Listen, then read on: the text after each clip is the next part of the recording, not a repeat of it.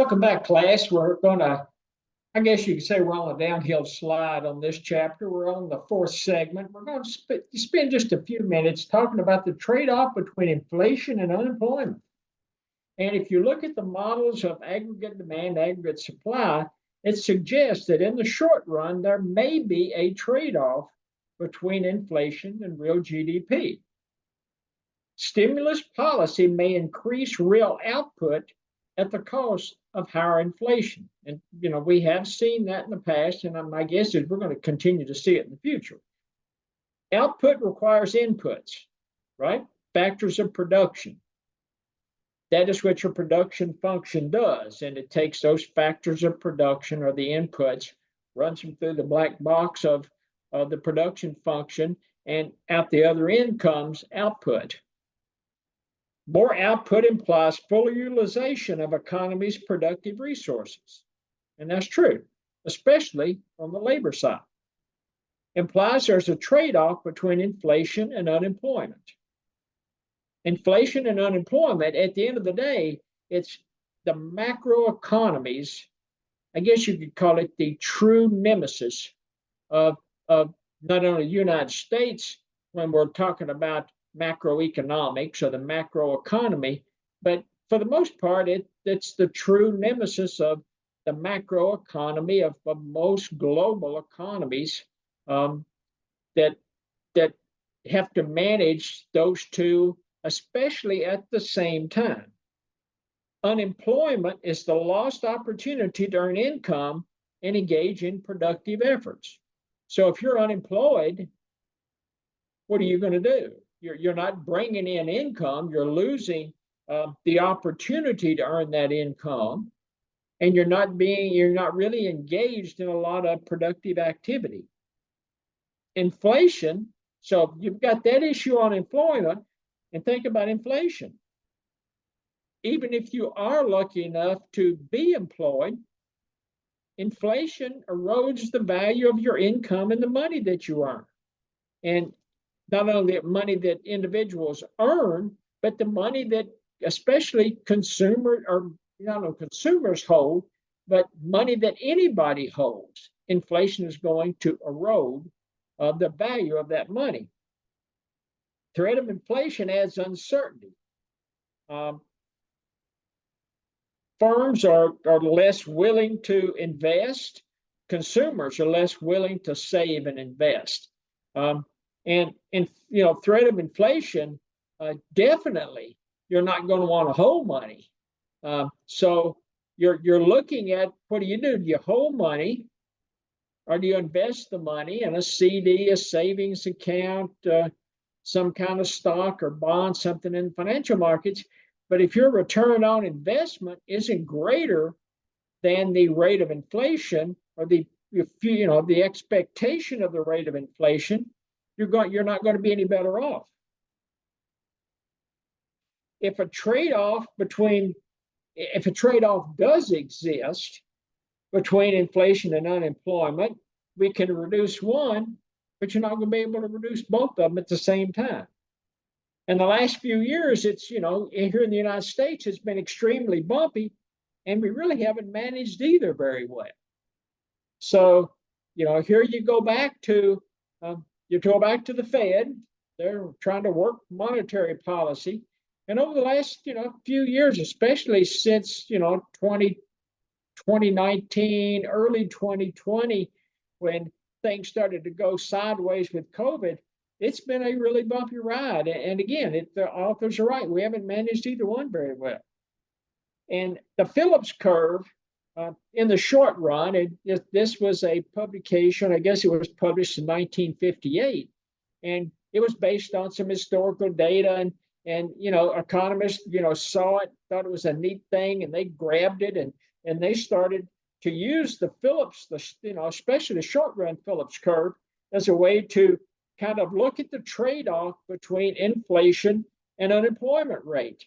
And if you look at the Phillips curve, especially the ones in the text, it's downward sloping. And so it does imply there's just a trade-off between inflation and unemployment. Again, it was based on historical data and was published in 1958.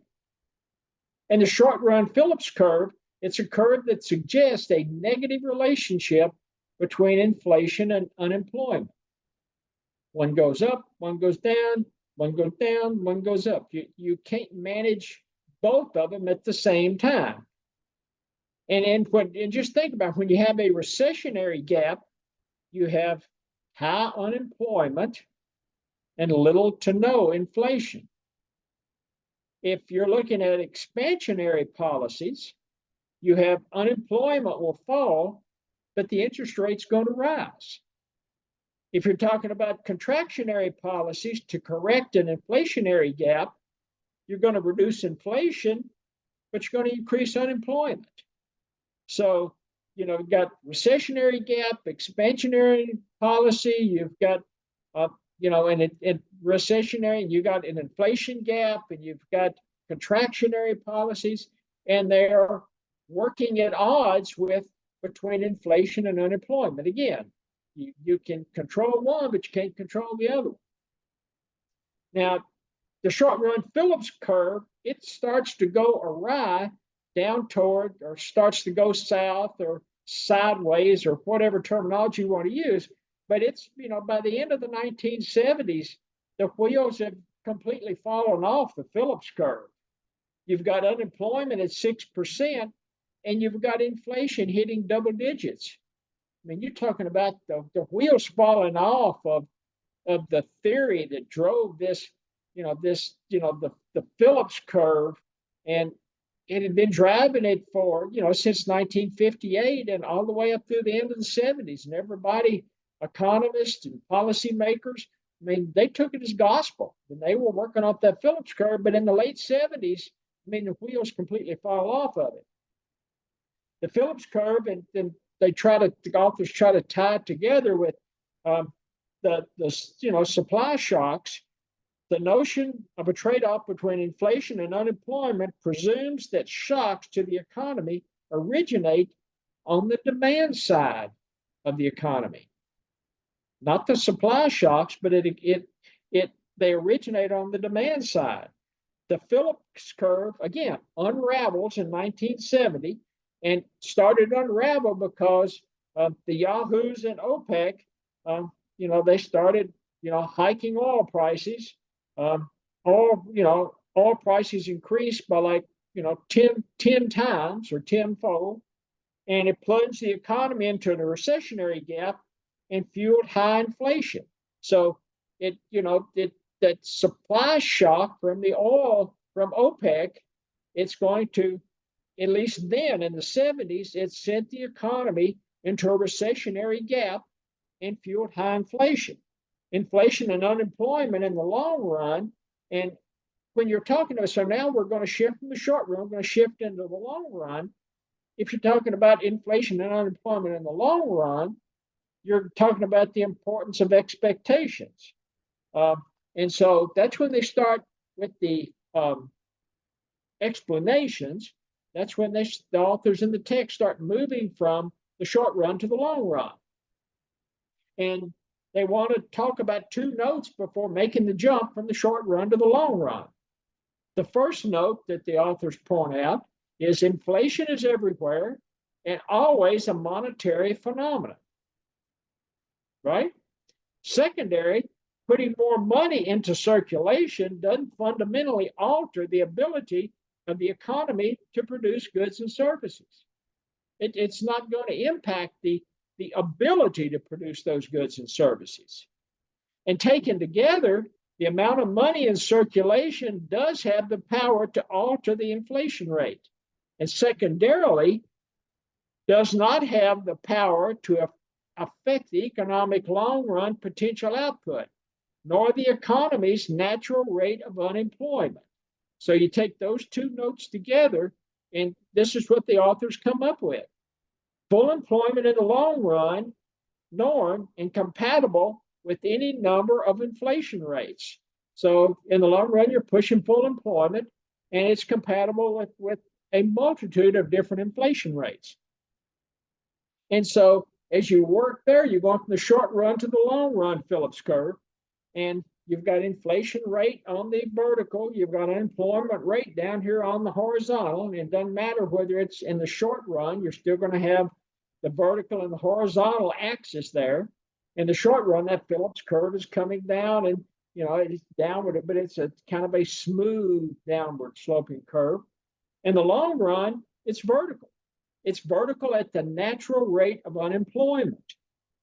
And the last thing they tried to tie this together, and between short run and long run, and the Phillips rate, and the trade-off between inflation and unemployment, they talk about Milton Friedman. And Milton Friedman was kind of the godfather of the economic revolution at the University of Chicago, and he's kind of went away from a lot of the current economic thought and moved more toward I guess he was a monetarist. So moved in that direction. And at his American Economic Association presidential address, policymakers couldn't hold unemployment below its natural rate. There's always a trade-off in the short run, and the short run Phillips curve does slope downward. The economy builds expected information and economic parameters into their expectations, and the economy will return to full employment and potential output through self-correcting mechanisms. So somewhat, Milton's somewhat of I want to say a radical, but a lot of his thought process and a lot of the theories that he built upon were somewhat revolutionary, at least in that time in history. And the last thing that the authors talk about is the Phillips curve in the short run. It's downward sloping, and expectation dooms efforts to hold economy below the natural rate of unemployment, but may in fact lead to levels of inflation. So, I think at the end of the day, there is that trade-off. And again, I agree with the authors, and it's extremely difficult to manage both of them at the same time. And you don't have to look any farther back than the late 70s and Jimmy Carter. And I mean, it was a fiasco in the late 70s. So, and even now, it's extremely difficult for the Fed to manage both of them at the same time. And I think it's going to be an issue into the future. And it may be that you select a rate of unemployment, and you just try to manage the rate of unemployment and manage it within certain parameters or certain different parameters with an inflation rate. And I think that's going to wind us up with chapter 12. Next time, we'll spend some time on chapter 13. And chapter 13, if I'm not mistaken, we're going to get into fiscal policy. And there'll be some comparisons by the authors between monetary policy and fiscal policy. Until then, thanks for joining.